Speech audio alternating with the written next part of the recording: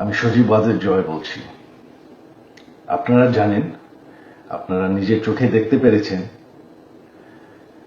যে জাতির জনক, জাতির পিতা বঙ্গবন্ধুর বাসা, সেই ঐতিহাসিক ৩২ নম্বরকে পুড়িয়ে ফেলা হয়েছে।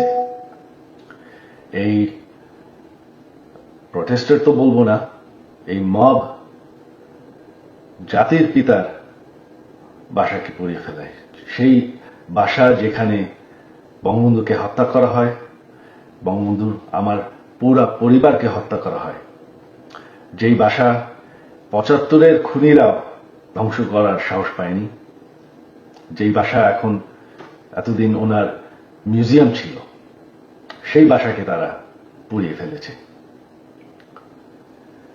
বঙ্গবন্ধু একটি দলীয় বিষয় না, বঙ্গবন্ধু হচ্ছেন জাতির পিতা। বঙ্গবন্ধু না থাকলে আজকে আমরা বাংলাদেশ হতাম না, আজকে আমরা পাকিস্তান হয়ে থাকতাম।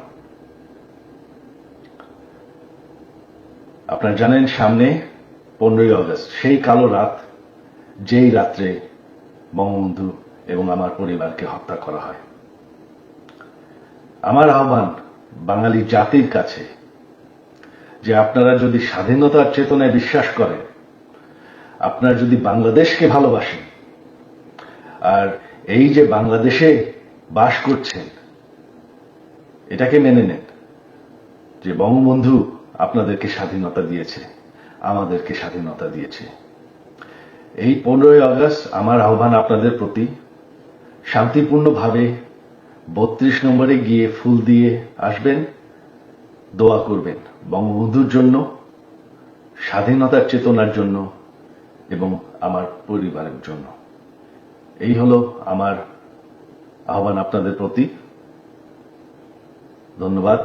জয় বাংলা, জয় বঙ্গবন্ধু।